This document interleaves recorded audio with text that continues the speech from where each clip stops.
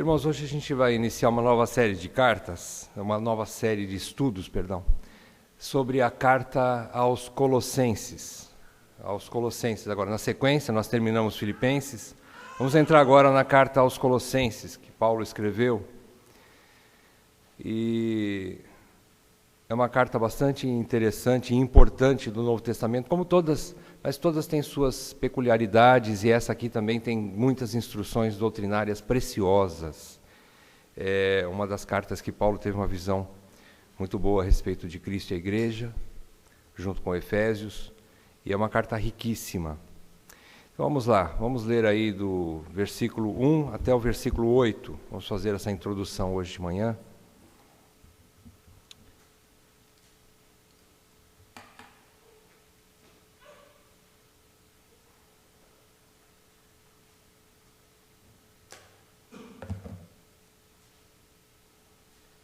Começa assim: Paulo, apóstolo de Cristo Jesus, por vontade de Deus, e o irmão Timóteo, aos santos e fiéis irmãos em Cristo, que se encontram em Colossos, graça e paz a vós outros, da parte de Deus, nosso Pai.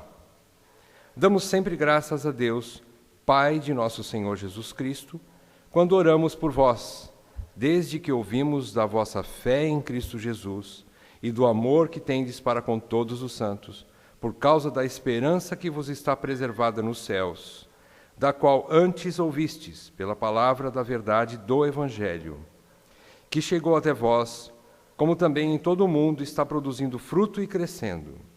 Tal acontece entre vós, desde o dia em que ouvistes e entendestes a graça de Deus na verdade, segundo fostes instruídos por Epáfras, nosso amado conservo, e quanto a vós outros, fiel ministro de Cristo, o qual também nos relatou do vosso amor no Espírito. Vamos orar, pedir graça e sabedoria para Deus.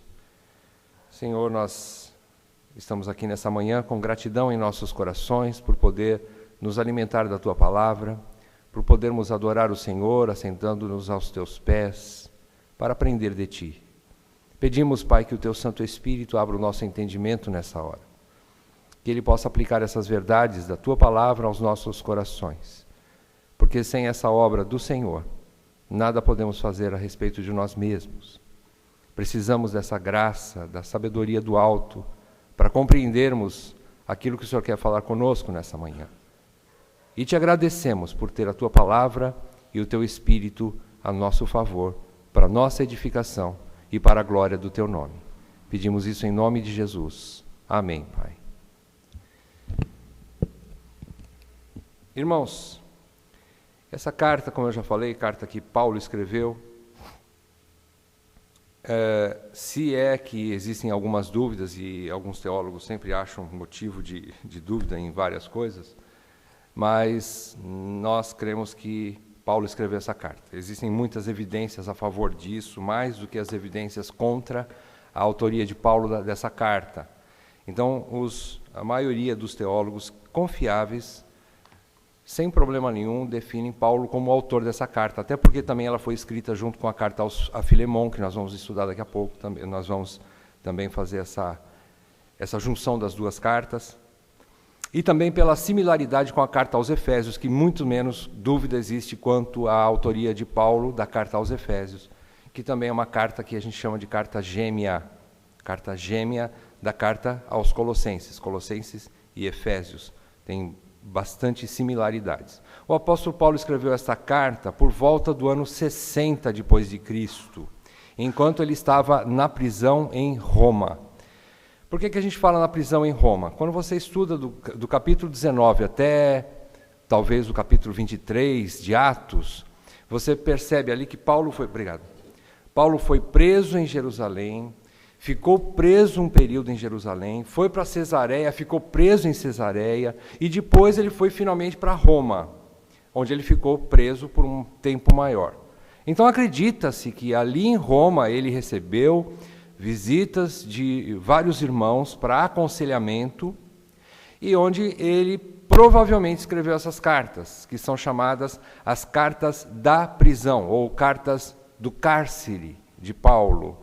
ele escreveu 4 cartas ali nesse período, e acredita-se que foi na prisão em Roma, onde ele ficou maior tempo. E as cartas são Efésios, Filipenses, Colossenses e Filemão. 4 cartas Paulo escreveu nesse período. Essa carta aos Colossenses, ela foi escrita junto com uma outra carta, como eu já falei, já cantei a bola para vocês, que vocês também já sabiam, Filemão, escrita na mesma época também, e pelas circunstâncias semelhantes que estavam acontecendo ali. E aconteceu algo bastante interessante ali nessa situação. Mas antes disso, é importante dizer que a carta aos Filipenses foi originada após Paulo receber, lá na prisão em Roma, a visita de Epáfras. Epáfras era um cristão colossense que deveria ter sido um dos líderes daquela igreja por causa da preocupação que ele tinha com a igreja de Colossos, a igreja que estava na cidade de Colossos. Então, Epáfras foi até a prisão de Paulo. Epáfras, provavelmente foi o fundador dessa igreja, como também das igrejas das cidades que estavam ali vizinhas, que são as cidades chamadas cidades do Vale do Rio Lico. Haviam 3 cidades ali, que eram Colossos, Hierápolis e Laodiceia. Provavelmente Epáfras fundou essas 3 igrejas, não cidades, né? Fundou essas 3 igrejas nessas 3 cidades.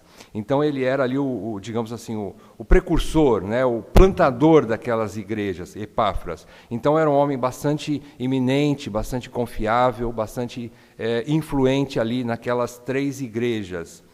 E ele vivia, na verdade, em Colossos, mas ele servia na região toda como um supervisor, um presbítero que supervisionava as 3 igrejas dessas 3 cidades que ficavam próximas, num vale chamado Vale do Rio Lico. Epáfras leva esse relatório para Paulo sobre o estado da igreja em Colossos, e especialmente sobre o perigo de falsas doutrinas que estavam se infiltrando nela. Você vê isso no capítulo 1, nós acabamos de ler, versículos 7 e 8. Quando Paulo menciona aqui Epáfras, vocês foram instruídos por Epáfras, nosso irmão amado. E ele termina no versículo 8 dizendo, o qual também nos relatou do vosso amor no Espírito. Ele não está falando só alguma coisa poética, do amor que vocês têm no Espírito. Não, ele quer dizer assim, da vida que vocês têm em amor e no Espírito, ou seja, a tua caminhada no Espírito, ou seja, após a conversão e a fundação daquela igreja, na direção do Espírito. Epáfras, participante de tudo isso, alguém que conhece vocês, me relatou, ele diz aqui, fez um relatório a respeito da sua situação, né? Então isso é importante, foi através dessas informações que Epáfras levou para Paulo. Paulo, recebendo essas informações inteligentemente, ele aplica o remédio para aquilo que era necessário para corrigir e para endireitar algumas coisas que a igreja de Colossos estava em falta, né? Então, outro fato interessante, que eu já mencionei rapidamente no início, é que no mesmo período em que Paulo recebeu Epáfras, que o visitou lá na prisão, no mesmo período, outro irmão da mesma igreja procurou Paulo lá na prisão. Esse irmão chamado Onésimo. Onésimo era escravo de um outro cristão colossense, muito querido de Paulo. Não sei se eles se conheceram pessoalmente, porque Paulo não esteve em Colossos. Não há informações no livro de Atos que mostra que Paulo esteve pessoalmente em Colossos. Provavelmente ele não conheceu aquela igreja. Mas Paulo amava Filemão de uma certa maneira, que talvez Filemão tivesse visitado Paulo também, ou de alguma outra forma Paulo encontrou com Filemão, não sabemos aí o que aconteceu. Mas Paulo amava muito Filemão. Ele o chama de filho. E também, quando ele recebeu, olha que coisa interessante, coisa do acaso, não é, irmãos? Que coisa linda. Na mesma época que Epáfras foi visitar Paulo, em Roma, Onésimo foi também, e os dois não combinaram nada. Os dois viviam na mesma cidade, congregavam na mesma igreja, e os dois foram para Roma. Uma coisa interessante aqui, estou brincando, lógico que não é fruto do acaso, estou brincando com vocês. Mas olha que coisa interessante, a importância, né, do interesse, tanto de Epáfras como de Onésimo. Por que Onésimo foi procurar Paulo? Só para vocês terem uma ideia, a distância entre Colossos, que ficava numa região, essa região do vale do rio Lico, a distância entre a cidade de Colossos, onde Epáfras e onde Onésimo moravam, até Roma, onde Paulo estava preso, girava em torno de 2.100 quilômetros, 2.111 quilômetros, mais ou menos. Era a distância que eles tinham que percorrer. Isso pelo caminho mais seguro, porque haviam caminhos alternativos que vocês sabem muito bem, naquela época era muito perigoso. Era muito perigoso. Então, pelo caminho normal, era quase que 2 vezes daqui a São Paulo. 2.111 quilômetros. Imagine para percorrer isso em algumas regiões a pé, em outras regiões pode ser até de cavalo, em outras regiões através do mar, que era muito perigoso. Aquela região, se vocês pegarem no mapa, fica aqui embaixo Colossos e lá em cima Roma. Só que aqui no meio tem um mar chamado Mediterrâneo. Esse mar Mediterrâneo tem uma península assim, que entra dentro do mar, chamada Grécia. É a região da Grécia hoje. Para eles irem pelo mar, havia muitas ilhotas ali, perigosíssimas, onde os navios, acontecia muito naufrágio. Por causa dessas ilhotas, eles tinham que contornar essas ilhas, era um labirinto para poder chegar lá, atingir Roma, a Itália, para chegar em Roma. Qual é o caminho melhor e seguro? Era por terra, subindo, indo em direção hoje, ali aquela região onde é a Turquia, se eu não me engano, Romênia, que são os nomes mais atuais, por terra, mas depois chegava num ponto que não tinha que atravessar um pedaço do mar. Aí ele também era perigoso. Então, olhem só, o perigo que Onésimo enfrentou só para ir ter com Paulo. Que interesse era esse em Paulo? Muito interessante isso. Vai ficar para outra carta, mas a gente já pode pensar algumas coisas muito interessantes. Então, Epáfras chegou primeiro, de repente, quando chega Onésimo, os dois se encontram lá. Ninguém tinha combinado nada um com o outro.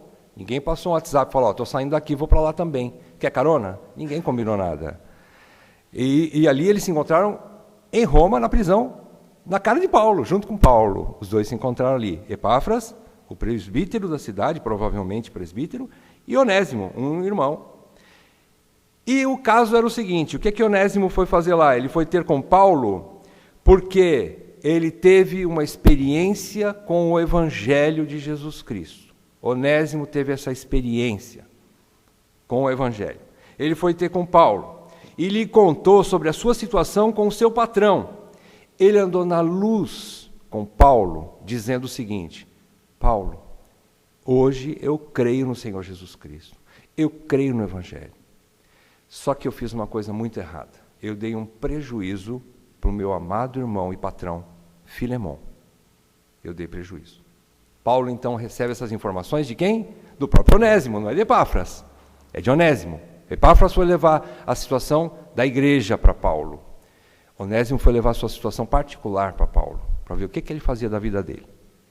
Chegou lá, então, Paulo recebe essas informações, já tinha recebido o relatório de Epáfras a respeito da igreja, e Paulo tem um cuidado de fazer o seguinte, eu vou escrever uma coisa geral para a igreja, instruções gerais para a igreja, vou fazer uma carta para a igreja, que são coisas públicas, que estão acontecendo no geral com a igreja.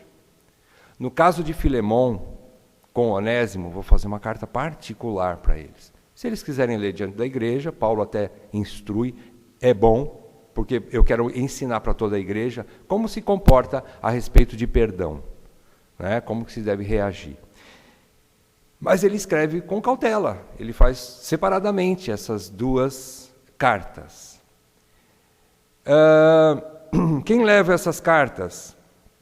Aliás, qual era a instrução que Paulo deu para Filemão nessa carta? Rogando que Filemão recebesse de volta o seu escravo, agora irmão, Onésimo, dando-lhe o perdão. O portador das duas cartas, na companhia de Onésimo, veja bem, Paulo pegou Onésimo, botou ele no ônibus e falou assim: agora você vai voltar para casa. E, estou brincando de novo, né? Vocês sabem que não tinha ônibus, eu estou brincando demais, né? E Paulo falou assim: agora você volta para casa. Só tem um caminho para você: olhar nos olhos do teu irmão Filemão e chegar lá na origem de tudo, na casa de Filemão. Olhem olho no olho. Peça perdão, enquanto ele também eu vou instruir para que ele reaja com o perdão também, né? E a instrução de Paulo é isso, que ele desse o perdão. Quem levou essa carta? Não foi Onésimo que levou, foi Tíquico. Tíquico é um outro colaborador de Paulo. Paulo menciona ele, é um homem bastante confiável de Paulo e das igrejas também daquela época. Tíquico levou essa carta, a carta aos Colossenses, à igreja, e a carta a Filemão, né? Ele era confiável do apóstolo e das igrejas e levava pessoalmente mais notícias sobre Paulo para serem contadas diante dos santos irmãos para consolo dos irmãos de Colossos. Embora Colossos, a igreja, não conhecesse pessoalmente Paulo, ela amava Paulo. Porque Paulo, se a gente pudesse dizer como se fosse uma família normal, Paulo é como se fosse um avô da igreja. O pai era Epáfras, só que Epáfras era filho de Paulo na fé. E então, de certa forma, Epáfras considerava muito Paulo e transmitiu esse amor pelo ministério de Paulo, por Paulo, pela pessoa de Paulo, aos irmãos de Colossos, que nunca viram Paulo. Então eles tinham afeto. Então Paulo falou assim: eu vou mandar a Tíquico, que vai, além das instruções e das informações e notícias minhas que eu estou mandando na carta, Tíquico vai ter com vocês e vai contar mais coisas em detalhes, para vocês se consolarem, né? Então essa era a ideia de Paulo. Além de palavras de gratidão e de encorajamento, essa carta aos Colossenses contém instruções sobre doutrina e ética. Nós vamos ver daqui a pouco. Como era de costume de Paulo. Então a estrutura bate com o que Paulo geralmente escrevia nas suas cartas. Ele tem a parte doutrinária, a parte de ensino, e depois ele tem a parte da ética. Agora vocês pratiquem, em cima do evangelho, da doutrina, vocês sejam práticos nisso, né? Então Paulo escreve dessa forma, como era de costume dele. Na parte ética, Paulo instrui sobre uma vida santa, ou seja, do relacionamento com Deus, e também sobre os demais relacionamentos entre irmãos na igreja. Paulo fala assim: como é que vocês têm que se comportar entre vocês como igreja? Como é que vocês têm que se comportar? Seus relacionamentos como igreja. Seus relacionamentos familiares. Aqui tem também bastante coisa parecida, né? Bastante coisa que bate com a carta aos Efésios. As instruções sobre casamento, apesar de ser mais restrita e mais rápida a instrução de Paulo, mas ele fala sobre relacionamento em primeiro lugar com Deus, depois entre irmãos na igreja, depois no casamento, entre pais e filhos. Também Colossenses tem instruções sobre isso. E na sociedade, como é que eles se comportariam no seu trabalho, sendo patrão, sendo empregado, como é que eles deveriam se comportar. Então essas instruções éticas estavam na carta também. Mas o assunto mais urgente era para alertá-los sobre o falso ensino que se infiltrava na igreja.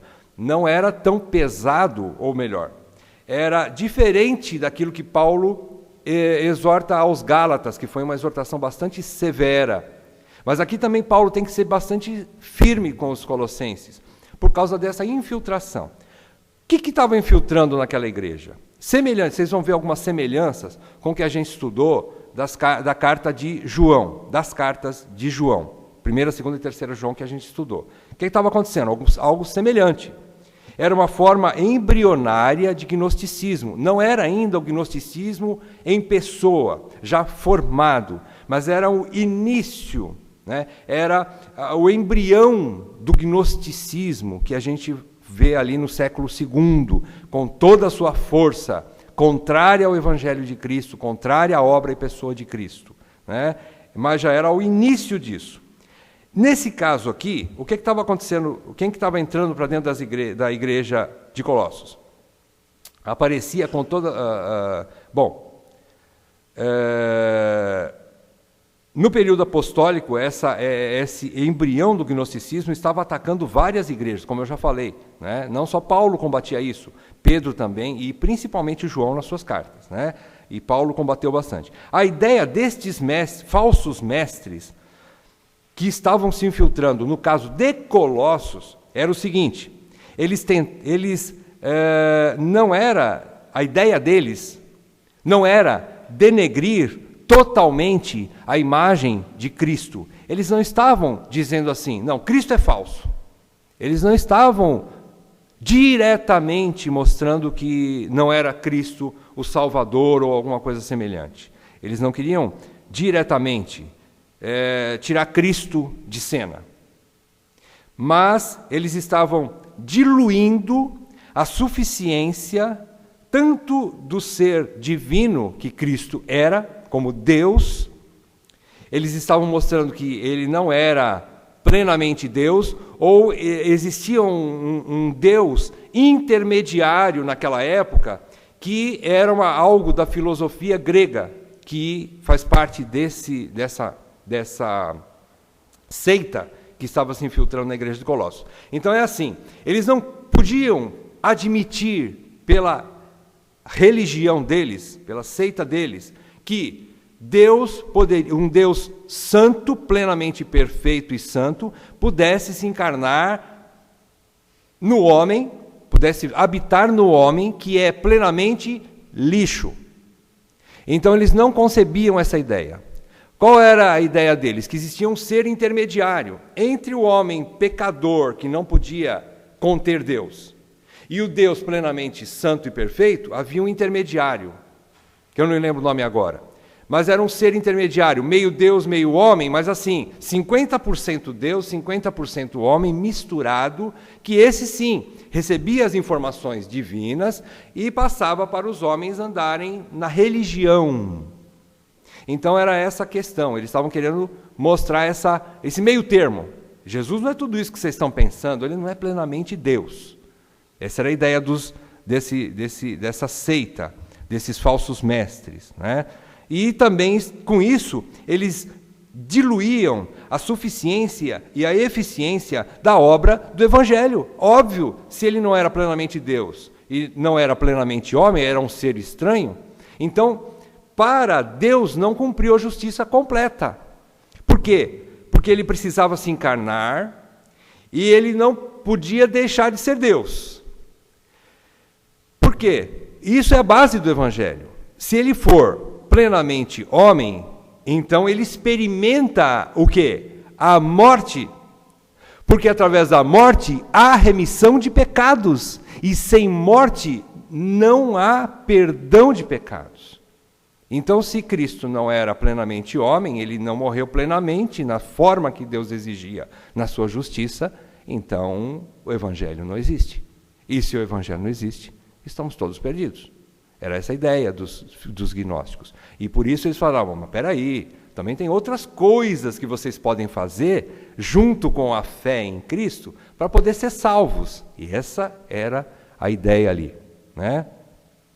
Então, essa seita, ou esses falsos mestres, foi uma mistura de gregos filósofos, por um lado eram gregos filósofos, e do outro lado eram judeus legalistas, que se juntaram e criaram essa nova ideia religiosa, ou essa seita, que geraram essa infiltração na igreja, essa nova doutrina que estava infiltrando na igreja.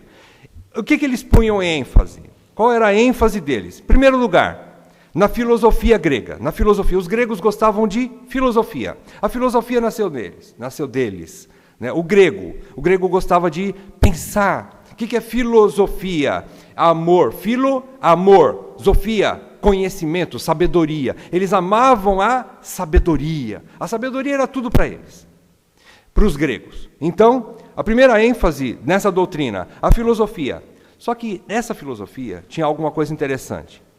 Eles não só olhavam para o lado racional que a filosofia em si não é má, mas ela não só olhava para o lado racional, mas era uma filosofia que trazia conceitos de ocultismo, de coisas que eram sobrenaturais demais, não eram coisas racionais. Então era uma filosofia misturada com ocultismo. Era algo extremamente estranho, porque você não tinha base nenhuma para aquilo. Eram coisas muito místicas.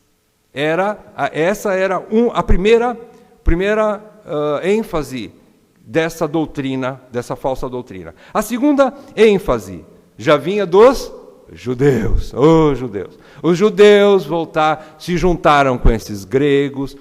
Os gregos trouxeram toda essa filosofia misturada com o ocultismo e os judeus trouxeram a ideia do legalismo do Velho Testamento, juntaram os dois, e os judeus punham ênfase, em segundo lugar aqui, que os judeus contribuíram para essa seita, era as ordenanças legais do judaísmo, como o que comer e o que beber, o que não pode comer, o que não pode beber. Dias de celebração, vamos guardar o sábado, tem festa da lua nova e não sei o que lá, tem que guardar também, isso também faz parte daquele que é salvo, né? E a circuncisão, voltou a circuncisão, não tanto aqui aos Colossenses, mas lá aos Gálatas, mas aqui também já mencionaram, trouxeram de volta a circuncisão, se não for circuncidado, não está salvo. É Cristo e circuncisão. E em terceiro lugar, também dos judeus, em terceiro lugar, que fazia parte dessa seita, além da filosofia e ocultismo, além dos dias e celebrações judaicas e legalismo judaico, em terceiro lugar, o culto a anjos. Eles trouxeram, os gregos tinham um pouco disso, e os judeus contribuíram, porque os judeus gostavam muito disso também, e trouxeram também, fizeram essa terceira, como se fosse um tripé dessa seita que estava se infiltrando em Colossos. O tripé, filosofia e ocultismo, leis judaicas, retornaram à lei judaica, e culto angelical. Isso chama-se sincretismo, é o que a gente ouve aí. O que é sincretismo? É mistura. Misturou as ideias filosóficas dos gregos, as ideias legalistas dos judeus, e fizeram essa mistura, esse sincretismo, e criaram uma nova religião que eles estavam querendo trazer para dentro da igreja para mostrar que Cristo não era suficiente. Então esse era o ponto que Paulo queria combater. Essa carta, meus irmãos, a gente vai dividir em 4 partes. A primeira é saudação e apresentação do escritor. A segunda, ação de graças e oração pelos destinatários. A terceira, o corpo ou a ideia da carta, que ela é a maior parte, e por último, a quarta parte é a saudação final, que é rápida. Vamos entrar então na carta, vamos rapidamente. O primeiro e segundo versículos, a gente vê a saudação e a apresentação do escritor. Quem é o escritor? Ele diz, apóstolo de Cristo Jesus. Ele diz, Paulo, começa com ele mesmo, falando o nome dele, Paulo. Apóstolo de Cristo Jesus, por vontade de Deus. Por que Paulo escreveu isso? Paulo admite a unidade entre Cristo Jesus e Deus. Ele já entra de sola nessa carta, mostrando assim, se vocês têm dúvidas sobre a suficiência e a divindade de Cristo, eu vou dizer uma coisa para vocês. Eu sou apóstolo por vontade de Deus, mas por Cristo Jesus. Eles são o mesmo Deus. Eu sou apóstolo de Cristo Jesus. A vontade era de Deus, mas Ele e Cristo são um. Então, Cristo é Deus. Jesus Cristo é Deus. Já começa de sola. Paulo já entra mostrando. Se houvesse alguma dúvida na igreja, já começa aqui já a destilar a doutrina verdadeira. Jesus é Deus. Né? Ou seja, ele entra. Aqui ele está mostrando a divindade de Jesus Cristo. Além disso, ele admite que não se tornou apóstolo por sua própria vontade, mas pela vontade de Deus, ou seja, está submisso a Deus. A primeira coisa que a gente entende aqui, e que Paulo quer dizer aos Colossenses, é que ele está submisso à vontade de Deus. Então, vocês querem ouvir Deus? Me ouça.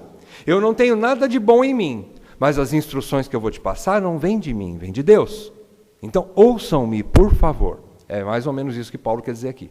Eu quero transmitir da parte de Deus a verdade a respeito das dúvidas que vocês têm. Eu quero escrever para vocês isso. Aqui também a gente entende que quando Paulo fala apóstolo de Jesus Cristo por vontade de Deus, a gente precisa entender que o apostolado é um pouco diferente daquilo que nós temos hoje e vem desde a época de Atos, quando a igreja foi fundada, e aí entra o que nós chamamos de oficiais da igreja. Quais são os oficiais da igreja? Presbíteros e diáconos. Como é que eles iniciam a sua carreira no diaconato ou no presbitério, ou seja, no oficialato da igreja? Primeiramente, Deus opera no nosso coração uma vontade. É a nossa vontade. A vontade humana. O que Paulo fala a Timóteo, capítulo 3? 1 Timóteo 3, ele diz, se você deseja o episcopado, excelente coisa você deseja. Quem que operou em nós esse desejo? Deus. Porém, nós temos uma vontade. A gente levanta a mão, irmão, eu posso servir aos irmãos? Eu quero ser útil no ministério. Eu quero me candidatar. É óbvio. Paulo não fez isso. Paulo não estava no cavalo indo a Damasco, e ele falou assim no meio do caminho, Jesus, me derruba do cavalo que eu quero ser um apóstolo. Não. Deus o chamou de maneira especial. Talvez se fosse perguntar para Paulo, naquela época, Paulo falou, eu não, ser apóstolo de Jesus Cristo, eu estou querendo acabar com essa raça. Era o que tinha no coração de Paulo. Mas Deus foi maior. E o chamado foi de Deus, pela vontade de Deus. É o que Paulo está falando aqui, não é pela minha vontade. É pela vontade de Deus, em primeiro lugar. Na sequência, ele diz, e o irmão Timóteo. Provavelmente Paulo menciona Timóteo aqui como coautor desta carta por dois motivos. Primeiro, diferentemente de Paulo, que nunca esteve naquela igreja, Timóteo era bem conhecido e influente nessa igreja, o que tornava essa carta mais acessível, mais aceitável aos irmãos na igreja. Então, Paulo sabiamente usa Timóteo como seu parceiro de autoria dessa carta. Em segundo lugar, ele não estava colocando suas ideias individuais. Paulo não está falando assim, eu estou escrevendo da minha cabeça sozinho. Eu estou aqui na prisão, estou sentado aqui, olhando para as grades, e vou escrever uma carta para vocês. Não. Paulo estava junto com alguém, pedindo conselhos. O que você acha, Timóteo? Eu acho que deve escrever isso. O que você acha e tal? Ele, como apóstolo, ele respeitava o seu parceiro de ministério, Timóteo. Isso é muito lindo. A diferença de idade entre eles era muito grande. Porém, Paulo considerava Timóteo como o seu parceiro. Inclusive para escrever essa carta, por exemplo. Que coisa linda. Ele considerava a juventude de Timóteo como uma juventude sábia no Senhor. Isso é lindo. Né? Então ele escreve, ele não estava colocando suas ideias individuais, mas Timóteo o assistia nas instruções que viriam no corpo da carta, confirmando-a. Ele escreve quem eram os destinatários, santos e fiéis irmãos em Cristo. É uma colocação importante também. Paulo não está jogando palavras fora. Sempre existe realmente uma intenção e algo sábio nas palavras de Paulo. E aqui, os destinatários não eram apenas os líderes, mas todos os membros da igreja local de Colossos. Em segundo lugar, a gente vê que, apesar de todos os problemas da igreja e existiam, e não eram poucos, porque se Paulo fala que eles sobre perdão a nível de relacionamentos dentro da igreja, que estava havendo problemas de relacionamento, problemas com casamento, Paulo escreve, problemas de criação de filhos, Paulo escreve, problemas de relacionamentos sociais, patrões contra empregados, irmãos dentro da igreja, estava acontecendo problema. Então tudo isso evidencia problemas dentro da igreja. Mas Paulo escreve, santos e fiéis irmãos em Cristo. O que ele quer dizer com isso? Ele quer dizer que, com todos os problemas, defeitos e imperfeições da igreja, vocês são irmãos em Cristo. Vocês são uma igreja legítima. Ou seja, para ser uma família ou uma igreja legítima, não precisa ser perfeito. Com todos os problemas, vocês são santos, vocês são fiéis e vocês são meus irmãos em Cristo. Eu considero vocês uma igreja legítima. Porque uma igreja legítima tem problemas. Isso é normal. E isso ganha o coração dos irmãos.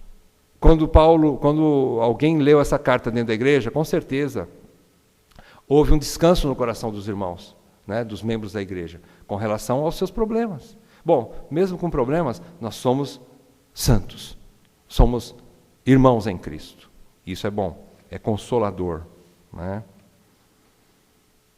Era sim uma igreja legítima em Cristo Jesus. Ele diz graça e paz da parte de Deus, nosso Pai. Ele abençoa a igreja. Apesar de Paulo não conhecer pessoalmente essa igreja, ele aproxima-se deles, confirmando que tinham a mesma paternidade divina. Vejam o que ele escreve aí, nosso Pai. Então, mais uma vez, a relação entre eles, Paulo e os irmãos da igreja de Colossos, ela é estreitada. Porque Paulo fala assim, embora eu não conheça vocês, eu sou um com vocês. Porque vocês têm o mesmo Pai que eu tenho.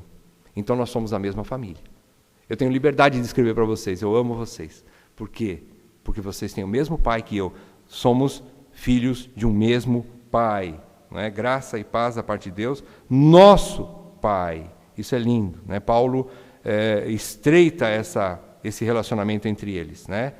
Mencionando que eles são da mesma família. E aqui é muita sabedoria de Paulo. Deus deu graça para ele para escrever isso, né? E Paulo é muito sábio. Versículo 3. Paulo informa a igreja que estava em oração por eles, com gratidão a Deus por essa igreja. Ele faz essa menção, né?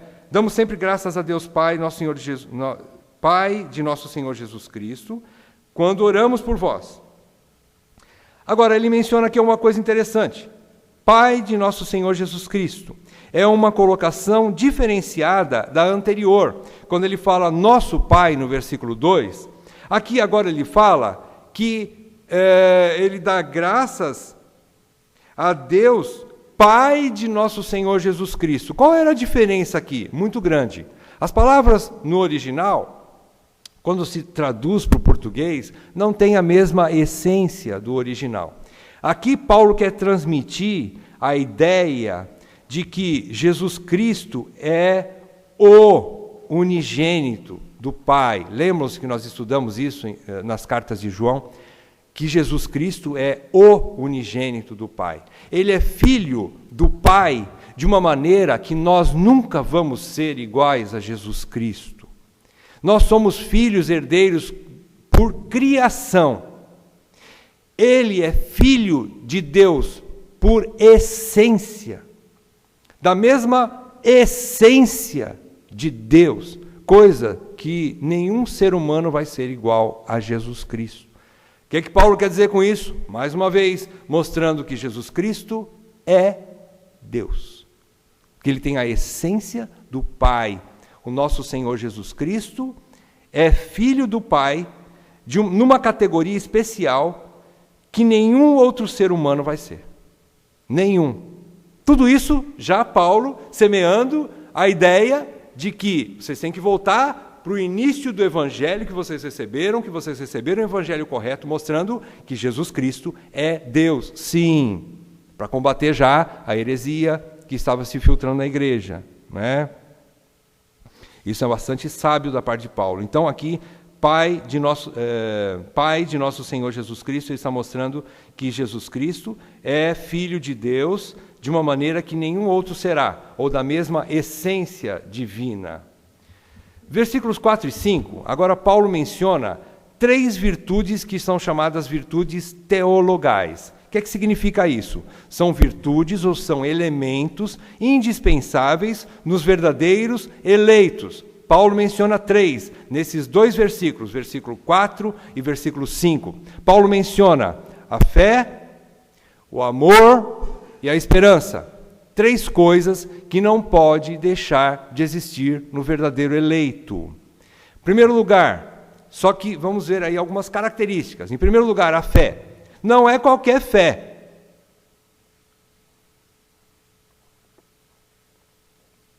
A gente precisa entender isso. É fé, mas em Cristo Jesus.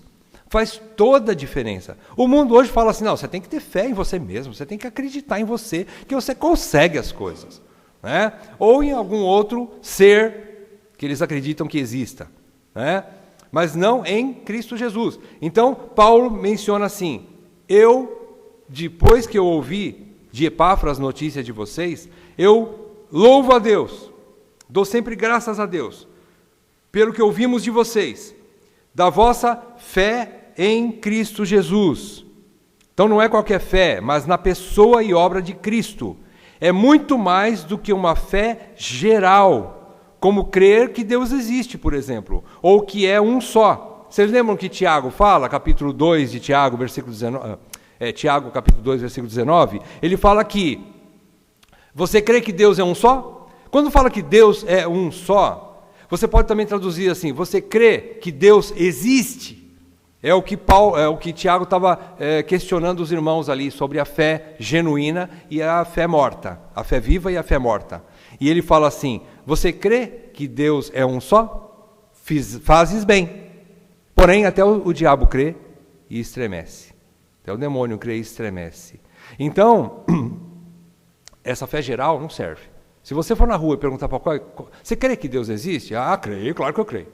Você crê que Jesus Cristo morreu na cruz e ressuscitou ao terceiro dia para salvar você dos seus pecados e que você precisa se arrepender dos seus pecados e crer no Senhor Jesus? Ah, não, assim também não, né? Eu nem sei se Jesus morreu mesmo, se ele ressuscitou. Então as pessoas não creem em Jesus Cristo e na sua obra redentora. As pessoas creem num Deus. E isso foi colocado na nossa cabeça. Quem que colocou isso na cabeça do ser humano? Deus colocou na nossa consciência. Por isso que Paulo fala aos Romanos, capítulo 1 e capítulo 2, ele vai relatando várias coisas, principalmente o primeiro. Ele diz que o homem é indesculpável, porque ele sabe que existe um Deus. Mas ele não se comporta adequadamente diante desse Deus. Então é isso. Então essa fé em Jesus Cristo não é uma fé geral. Aqui é a fé salvadora, que não só abrange conhecimento cognitivo, ou seja, eu creio que Deus existe, eu conheço Deus, tá, eu até já ouvi falar desse Jesus também, eu acredito que ele existiu sim. Não é só fica aqui, dentro da cabeça, não é só conhecimento cognitivo, mas confiança e submissão pessoal a Jesus Cristo como Senhor de sua vida. Faz toda a diferença quando você se submete. Conhecer a Deus é uma coisa, agora conhecer e submeter a Ele, essa é a verdadeira fé. É a fé que salva.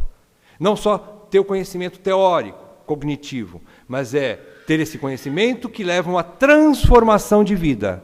Agora não sou eu mais que mando na minha vida, quem manda na minha vida é o meu Senhor Jesus Cristo. Senhor, eu estou aqui, eu me rendo a Ti. Essa é a verdadeira fé. É o que Tiago chama de fé viva, né? Ou não é morta, né? É uma fé salvadora. Ela obra diferentemente daquele que só conhece. Daqui, fica só no intelecto. Essa verdadeira fé, ela transforma a ponto de mudar as obras das pessoas. Eu fazia isso, agora eu não faço mais. Por quê? Por causa do meu Senhor Jesus Cristo. Por causa da sua transformação na minha vida e por causa dos seus princípios eu quero aplicá-los na minha vida. Eu me submeto a Ele mais do que qualquer outra pessoa. Essa é a verdadeira fé. É o que Paulo agradece a Deus porque era a verdadeira fé. Segundo lugar, do amor. Agora não é qualquer amor, é amor pelos santos. Vejam só, apesar dos conflitos dentro da igreja, havia amor que os mantinha unidos. Aliás, o verdadeiro amor, vez por outra, gera conflitos que fomentam a prática da essência do Evangelho. Qual é a essência do Evangelho? Chama-se, uma única palavrinha, perdão. Só tem uma palavra que mais nos interessa no Evangelho. Se não fosse perdão, onde eu e você estaríamos? Se não houvesse perdão, o que você veio fazer aqui nessa manhã? E nós somos chamados para expressar a glória do Evangelho nos nossos relacionamentos, entre irmãos, primeiramente, entre casais, entre pais e filhos e nos relacionamentos sociais. Esse é o verdadeiro amor. O amor, irmãos, mas por que eu estou falando de perdão se Paulo está falando do amor? Não tem como separar uma coisa da outra. Como é que você pode amar sem perdoar? E sem perdoar você não consegue amar. Jesus explica isso. Alguém amou porque muito foi perdoada. Vocês lembram desse caso, daquela mulher que foi buscar perdão? Né? Agora, ela amou porque muito foi perdoada. Né? Então é interessante isso, meus irmãos. Está entrelaçado o amor e o perdão. Uma coisa que a gente precisa dizer aqui, amor pelos santos. Por mais que eu ame meus parentes que ainda não conhecem a graça de Deus, ou mesmo pessoas que conhecem a graça de Deus, irmãos, nós não podemos ficar com o amor aos nossos entes queridos. Nós temos que ficar com o amor pelos santos. Importa mais nós amarmos os da mesma fé, os da família da fé. Paulo fala isso também. Paulo ensina. É mais importante que nós entendamos, não é que nós vamos abandonar os nossos parentes, não. Mas se eu tiver que escolher se eu tiver em algum dia em bico de sinuca, né? E eu tiver que escolher entre amar um parente que não é cristão e amar um irmão, se eu tiver que fazer essa escolha, eu tenho que ficar com o meu irmão. Eu tenho que ficar com os santos na fé.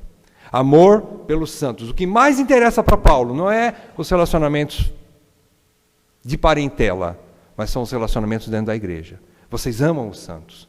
E eu creio que isso também, eu tenho convicção de que isso também é um elemento indispensável para o verdadeiro crente. Vocês são verdadeiros porque vocês amam os seus irmãos, na fé. Em terceiro lugar, ele diz que há uma esperança. Agora, não é qualquer esperança. Esperança do quê? De ter um bom casamento? Esperança do quê? De ter um bom emprego que vai lhe dar lá um futuro tranquilo, abastado e uma boa aposentadoria? Esperança de ter uma casa boa e de fazer boas viagens e conhecer o mundo e se divertir? Não, essa não era a esperança. Paulo fala que havia uma esperança. A vossa esperança está nos céus. E a esperança deles era da vida eterna. Eles já manifestavam uma esperança maior do que resolver seus problemas aqui no mundo, ou manterem-se arraigados aqui. Não era essa a esperança dos colossenses. E quando Epáfras contou isso para Paulo, Paulo falou: que bom, meu irmão, isso é evidência de que eles são eleitos. Isso é evidência de que eles são verdadeiros, né? Eles não estão se arraigando nesse mundo. O que Paulo procura fortalecer ainda mais neles, com a doutrina da união deles com Cristo, que está lá no capítulo 3, versículos 1 a 4, nós não vamos ler, mas é aquela passagem: se vocês foram ressuscitados com Cristo, pensai nas coisas do alto, buscai as coisas do alto. É isso que Paulo vai ensinar, reforçar eles. Mas eles já tinham isso. É evidência de que eles eram verdadeiros eleitos. A esperança maior deles era muito mais do que resolver seus problemas aqui agora, mas era o futuro deles nos céus. E eles tinham isso, e Paulo falou: que bom.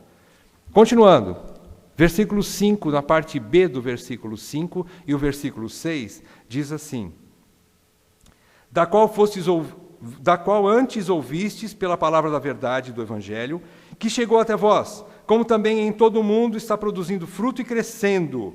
Tal acontece entre vós, desde o dia em que ouvistes e entendestes a graça de Deus na verdade. Paulo está querendo dizer o seguinte: quando ele diz ouvistes pela palavra da verdade do Evangelho, que chegou até vós, por meio de quem? Epáfras, né? Epáfras. E ele diz no versículo 6, vocês ouviram e entenderam essas palavras que vocês receberam. Paulo está mostrando também, dando mais uma paulada na ideia gnóstica, de que se lá eles tinham os cultos, as celebrações deles, daquela seita que estava começando, era algo tão místico e secreto. E era alguma coisa que não tinha como eles entenderem direito o que eles faziam. Era uma coisa muito oculta, era o ocultismo. Aqui ele fala: o Evangelho não é ocultismo. O Evangelho é inteligente, ele funciona na nossa cabeça. E não é questão de cultura, não é questão que a pessoa fez faculdade. Às vezes a pessoa fez faculdade, mas continua ignorante e incrédulo por toda a vida. E às vezes alguém que nunca leu nada, aprende a ler com a Bíblia e entende a obra e a pessoa de Jesus Cristo. Porque não depende do intelecto ou da cultura humana, mas da revelação do Espírito Santo. Irmãos, isso é lindo. E Paulo fala aqui, né, coisas importantes. Ouvistes e entendestes. Paulo reconhece a legitimidade da conversão dos colossenses, ou seja, que tinham uma fé viva genuína e salvadora, como ele já mostrou através das 3 virtudes teologais que ele mencionou no versículo 4 e 5. E agora ele fala, por que vocês têm essas virtudes que são legítimas? Por causa dessa genuína e fé viva, genuína e salvadora, que lhes foi transmitida pelo ouvir o Evangelho, exposta racionalmente e devidamente explicada pelas Escrituras Sagradas. Eles conheciam a Bíblia. Eles ouviram a palavra de Deus, pura, sem mistura, e que fez efeito neles.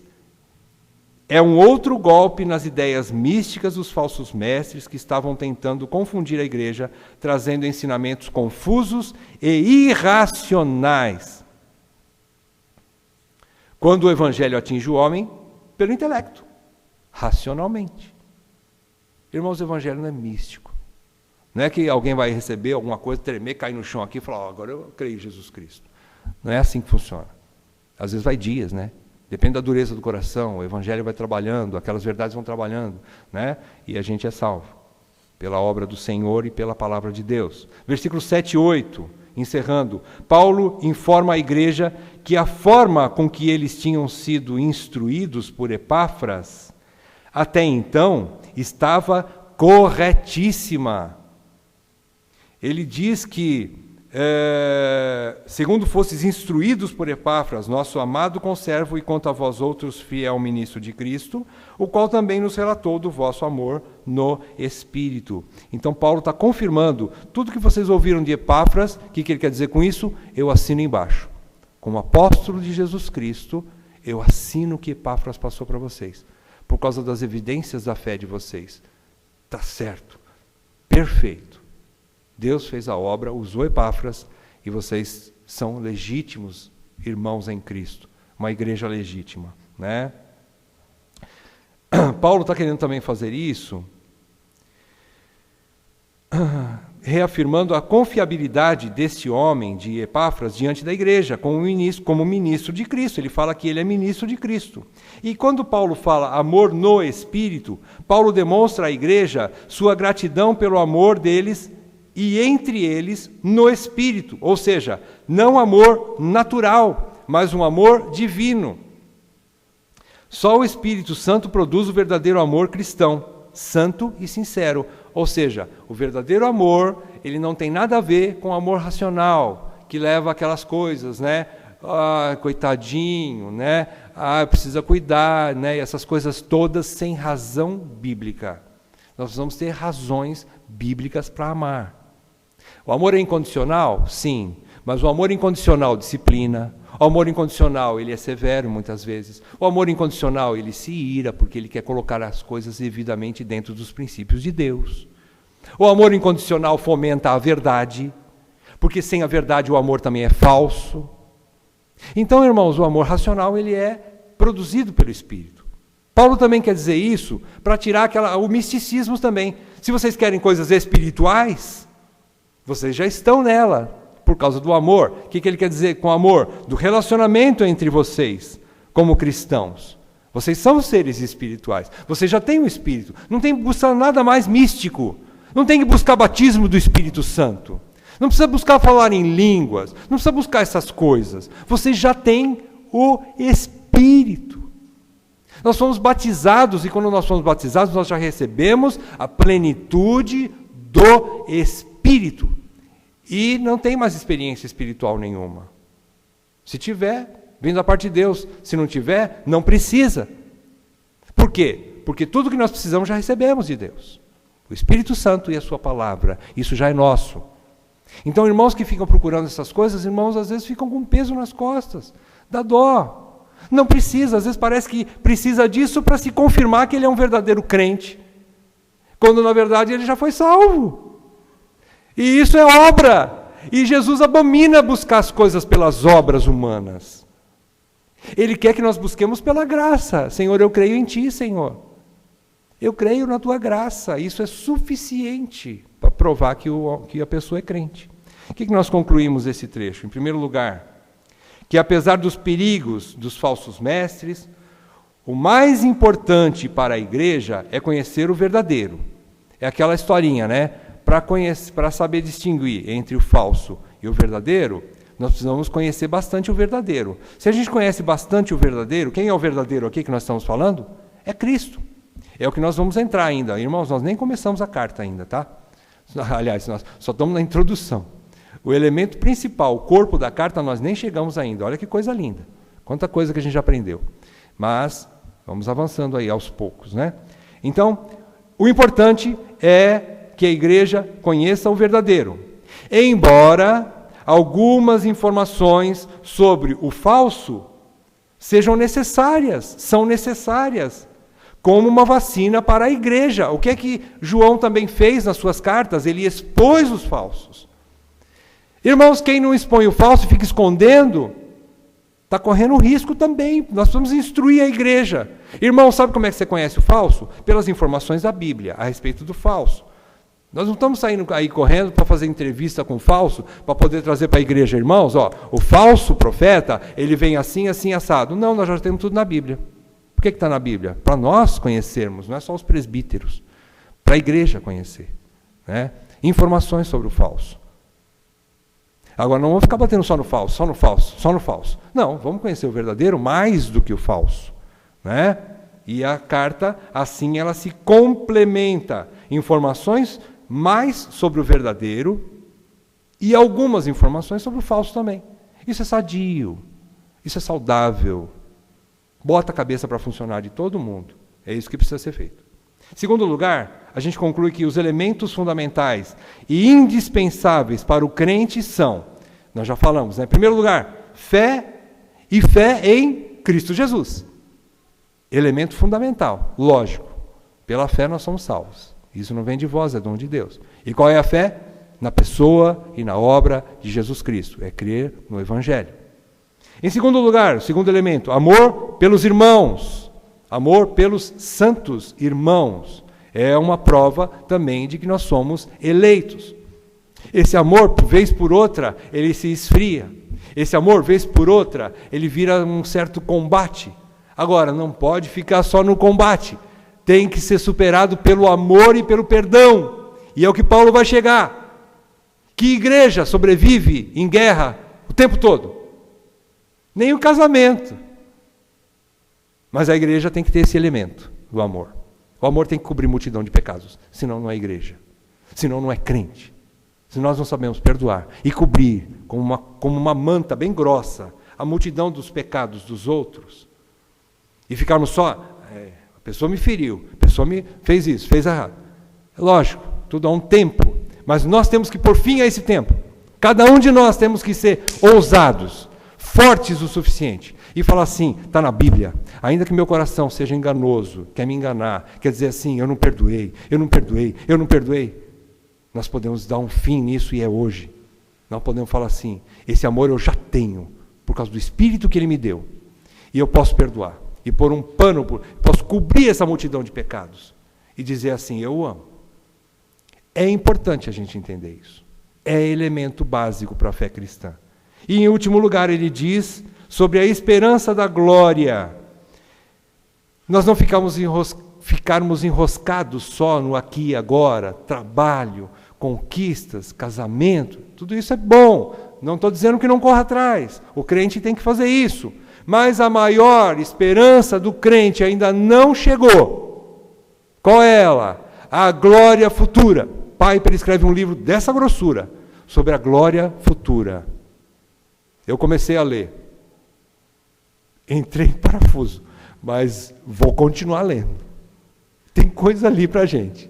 É muito lindo entender a glória futura. É importante entender a glória futura. Em terceiro lugar, a gente conclui o seguinte: só ouvindo e entendendo o Evangelho é que recebemos estes elementos fundamentais para a verdadeira fé salvadora. O que Paulo escreve aos Romanos? Capítulo 10, versículo 17. E assim a fé vem pela pregação. E a pregação pela palavra de Cristo. Onde é que está ouvir aqui? Ora, quem prega tem que ter ouvintes, né? Se eu for pregar para um público que não está presente, eu sou tolo, né? Estou falando para mim mesmo. É melhor ir para casa. Agora, se tem pelo menos um para me ouvir, eu vou pregar. Um ouvinte. A fé vem pelo ouvir. E ouvir o quê? Não o que eu tenho das minhas ideias particulares e próprias. Isso não gera fé em ninguém. Só confusão. O que gera fé? A palavra de Cristo. E isso gera a verdadeira fé. É a pregação do Evangelho. E assim nós encerramos essa primeira parte da carta aos Colossenses. Vamos agradecer ao Senhor por essa manhã.